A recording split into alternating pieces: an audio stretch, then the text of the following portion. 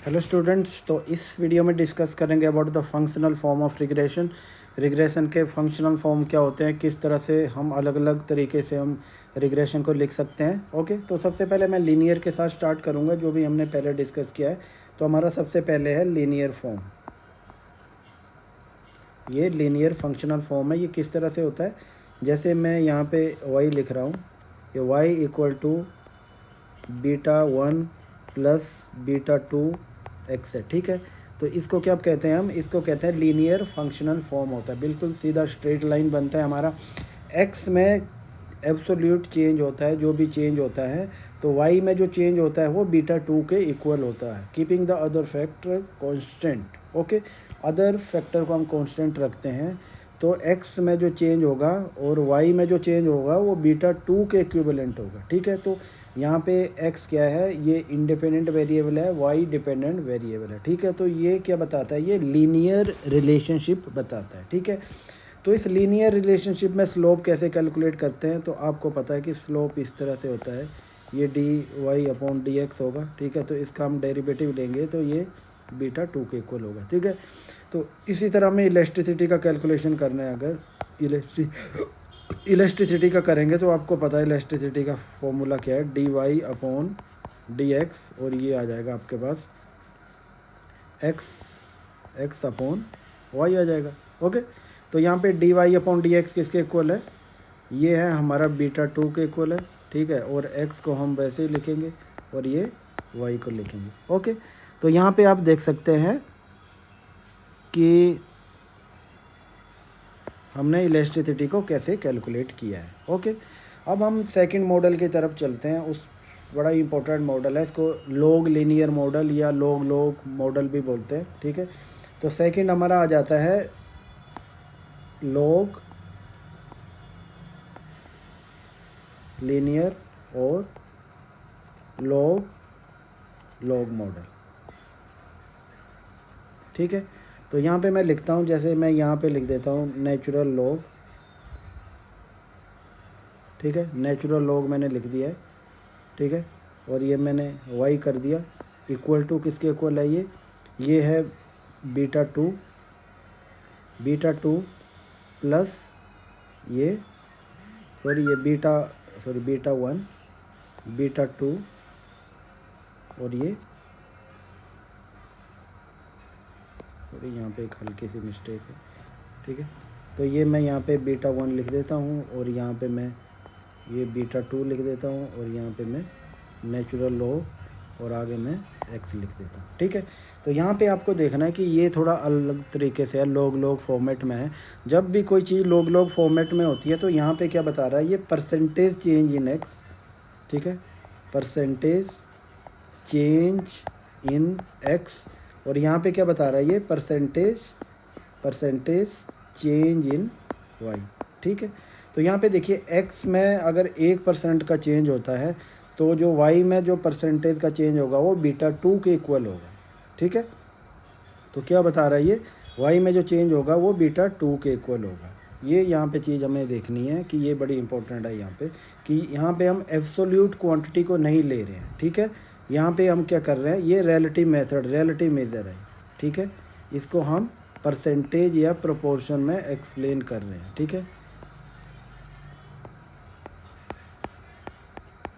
यह प्रोपोर्शन में एक्सप्लेन कर रहे हैं। ओके, तो ये था। अब हमें यहाँ पे भी क्या करना है, इलेक्ट्रिसिटी का कैलकुलेशन करना है। तो सबसे पहले हम स्लोप का कैलकुलेशन करेंगे। ये है dy अपॉन dx, इसका कैलकुलेशन करेंगे। तो इसको आपको देखना है कि यहाँ पे log y है, तो ये 1 अपॉन y। ठीक है, ये dy अपॉन dx आ गया, और आगे क्या है हमारे पास, आगे भी है, ये आगे आएगा बीटा 2, इसका जो डेरिवेटिव लेंगे ये 1 अपॉन एक्स आएगा। ठीक है, और इसको करेंगे dy अपॉन dx को हम अलग कर देंगे, तो ये y उस साइड चला जाएगा, तो क्या हो जाएगा, ये बीटा 2 आ जाएगा, ये y अपॉन एक्स आ जाएगा। ठीक है, तो ये क्या आ गया हमारे पास, ये इसका स्लोप आ गया।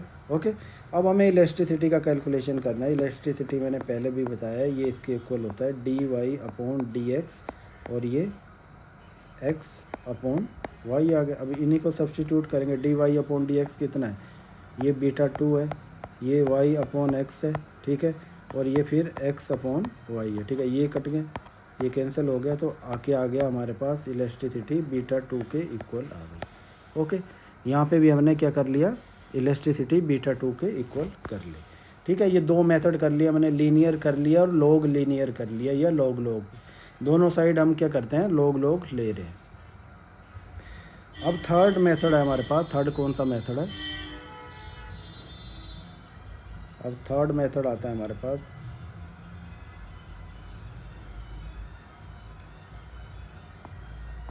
ये आ जाएगा लॉग लीन, लॉग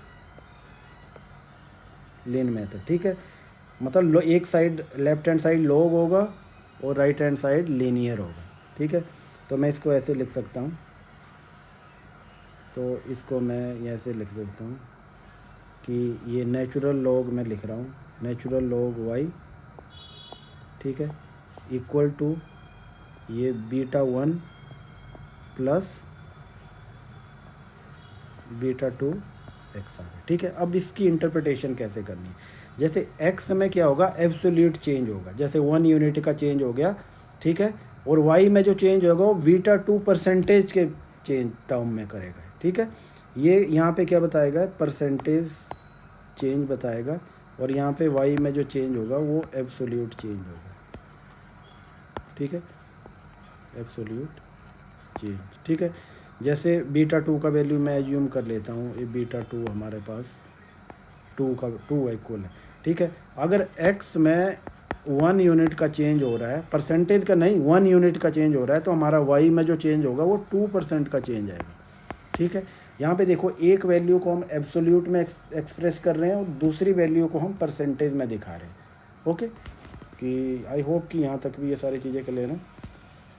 अब हमें इसमें भी स्लोप निकालना है, d y upon d x निकालना है, इसमें किस में निकालना है, इसमें करेंगे, फिर वही आएगा हमारा 1 अपॉन वाई। ठीक है, d y upon d x, ये इम्प्लिसिट मेथड के थ्रू करते हैं, तो आप डेरिवेटिव वाला चैप्टर देख सकते हैं इसके लिए। ओके, और आगे क्या आ जाएगा, ये इक्वल टू, और आगे हमारे पास आ जाएगा ये बीटा 2। ओके, अब इसको d y upon d x को अलग कर लेंगे अब। ठीक है, तो ये किसके इक्वल आ जाएगा, ये आ जाएगा बीटा 2 और ये वाई आ। ठीक है, अब इलेक्ट्रिसिटी ऑफ डिमांड का कैलकुलेशन करेंगे, अगेन हम वैसे d y upon d x है ये हमारे पास, और ये एक्स अपॉन वाई आ गया।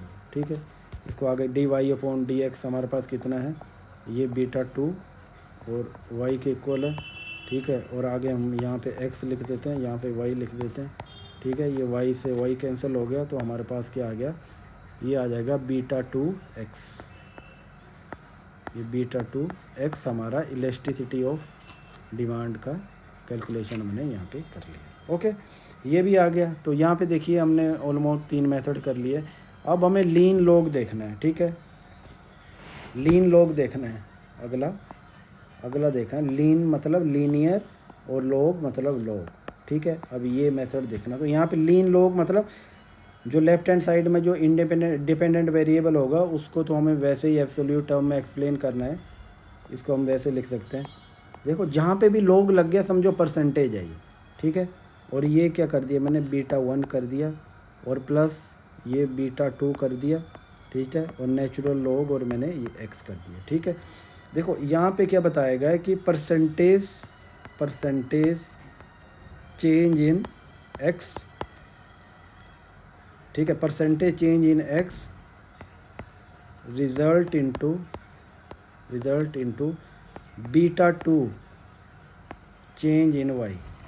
ठीक है, चेंज इन वाई, जैसे मैं कह रहा हूँ एक्स में अगर 1% का चेंज आ रहा है तो बीटा 2 का वैल्यू अगर 2 है तो उसमें 2 के इक्वल चेंज आएगा वाई में। ठीक है, जो कि परसेंटेज में एक्सप्लेन नहीं किया गया होगा। ठीक है, ये एब्सोल्यूट वैल्यू होगा। ठीक है, परसेंटेज में नहीं बताएगा, ये परसेंटेज में एक्स को बताएगा। ये एक्स परसेंटेज में चेंज हो रहा है पर वाई परसेंटेज में चेंज हो रहा है। ये एब्सोल्यूट या जो क्वांटिटी होती है उस फॉर्म में ये चेंज हो पा रहा है। ओके, अब यहाँ पे हम इसका भी स्लोप कैलकुलेट करेंगे, तो इसको कर देंगे dy upon dx equal to, ये किसके इक्वल आएगा, तो इसका हम डेरिवेटिव लेते हैं, तो ये आ जाएगा हमारे पास, ये बीटा 2 1 अपॉन एक्स आ जाएगा। और इसी तरह इलास्टिसिटी जो भी है, डिमांड या कुछ भी कर लें, ठीक है, वो करेंगे तो हम dy अपॉन dx की वैल्यू मैंने ये कर दी, ठीक है। इस तरह फिर मैंने x ऊपर लिख दिया और y नीचे कर दिया, x से x कट गया, तो ये आ जाएगा बीटा 2 अपॉन y, ठीक है। तो ये हमारा क्या आ गया, ये इलास्टिसिटी आ गया। ओके ओके, यहाँ तक तो हमने कर लिया कि अलग अलग हमने मेथड से थ्रू देख लिया कि किस तरह से जहाँ पे भी लॉग होगा वो परसेंटेज में चेंज होगा, ये चीज़ आपको ध्यान रखनी है, ठीक है। जहाँ पे लॉग नहीं होगा तो वहाँ पर एब्सोल्यूट वाली क्वांटिटी का चेंज होगा। ये बिल्कुल सा सिंपल है, ज़्यादा यहाँ पे कंफ्यूज होने का नहीं। ओके, अब ये देखो यहाँ पे, अब मैं एक रेसिप्रोकल की बात कर रहा हूँ। रेसिप्रोकल, एक रेसिप्रोकल वाला फंक्शन भी आता है हमारे पास। जैसे मैं यहाँ करता हूँ y is equal to beta 1 plus ये बीटा 2 1 अपॉन एक्स आ रहा है, ठीक है। देखिए अब यहाँ पे चीज़ आपको देखनी है कि जैसे जैसे x का वैल्यू बढ़ेगा तो बीटा 2 का वैल्यू कम होगा और जीरो की तरफ जाना शुरू हो जाएगा। इसका मतलब बीटा 2 कम होता जाएगा, तो इसका मतलब y का वैल्यू बीटा 1 की तरफ कन्वर्ज करने की कोशिश करेगी। मतलब ये बीटा 1 के इक्वल तो नहीं होगी, पर उसी के आसपास ये जाएगी वैल्यू, ठीक है। तो इसको मैं और तरीके से भी समझा सकता हूँ, ग्राफ के थ्रू आपको समझाने की कोशिश करता हूँ कि जैसे मैं ज्यूम कर लेता हूँ यहाँ के बीटा 1 और beta 2, beta 1 is greater than 0 और बीटा 2 भी ग्रेटर देन 0 है, ठीक है। यहाँ पे तो इसके कंडीशन में किस तरह से ग्राफ बनेगा आप देख सकते हैं। यहाँ पे ये मैं यहाँ पे ग्राफ करता हूँ, ठीक है। यहाँ पे मैं बीटा 1 लिखता हूँ, ठीक है, ये बीटा 1 है, ठीक है। और बीटा 2 की जैसे x का वैल्यू बढ़ेगा तो बीटा 2 की वैल्यू तो 0 होती जाएगी, ठीक है। तो ये फिर ये हमारा ग्राफ कुछ इस तरह से बनेगा, इस तरह से आता जाएगा, ठीक है। ओके, तो इसी तरह आप देख सकते हैं कि बीटा 1 अगर माइनस में है तो फिर ये माइनस की तरफ जाएगा, ठीक है। जैसे मैं एक और यहाँ पे ग्राफ ड्रॉ कर लेता हूँ, ठीक है। यहाँ पे आप देख सकते हैं कि अगर ये बीटा 1 का वैल्यू क्या है, ये माइनस में है बीटा 1, ठीक है। तो फिर हमारा ग्राफ कुछ इस तरह से आएगा, इस तरह से आएगा और इस तरफ जाना शुरू कर देगा। ओके, आई होप कि ये सारी चीज़ें क्लियर हैं आपको। अब हम कैलकुलेट करते हैं इसमें स्लोप कैसे निकालना है, इलास्टिसिटी कैसे निकालना है, ठीक है। तो इसमें स्लोप निकालने के लिए हमें क्या करना है, सबसे पहले इसका डेरिवेटिव लेना है। तो सबसे पहले हम क्या करेंगे, d y upon d x करेंगे। तो d y upon d x करेंगे तो क्या आ जाएगा, ये आ जाएगा हमारे पास, देखिए ये एक्स है ऊपर चला जाएगा, ठीक है। तो इसको हम ऐसे भी लिख सकते हैं, इसका हमें d y upon d x करना है ना, तो इसको मैं बीटा 1 ऐसे ही लिख देता हूँ, ठीक है। और एक्स ऊपर चला जाएगा, इसको मैं बीटा 2 कर देता हूँ, एक्स माइनस 1 हो गया, ठीक है। इसको कर लेंगे, इसका डेरिवेटिव लेंगे तो क्या आएगा, ये आएगा बीटा 1 0 हो जाएगा, तो ये आ जाएगा, ये माइनस 1 आ जाएगा यहाँ पे, और ये बीटा 2 ऐसे ही आएगा, तो नीचे एक्स स्क्वायर आ जाएगा, क्योंकि 1 माइनस 1 जो है -2 हो जाता है और फिर नीचे आ जाएगा। तो इसको और आगे सिंप्लीफाई करके लिखें तो ये आ जाएगा माइनस बीटा 2 आ जाएगा 1 अपॉन एक्स स्क्वायर, ठीक है। अब इसका इलास्टिसिटी निकालेंगे हम। इलास्टिसिटी निकालने का फॉर्मूला हम पहले से करते आ रहे हैं, d y upon d x है और ये एक्स अपॉन वाई है, ठीक है। इसको सब्स्टिट्यूट करेंगे तो पहले ये बीटा 2 आ जाएगा और ये 1 अपॉन एक्स स्क्वायर आ गया, जो हमने d y upon d x की वैल्यू पढ़ी। एक्स यहाँ पे कर देंगे, वाई यहाँ पे कर देंगे, ठीक है। एक कट जाएगा और यहाँ पे सिंगल एक्स बचेगा, ठीक है। तो ये आ जाएगा बीटा 2, ठीक है, अपॉन आ जाएगा ये एक्स वाई आ जाएगा, ठीक है।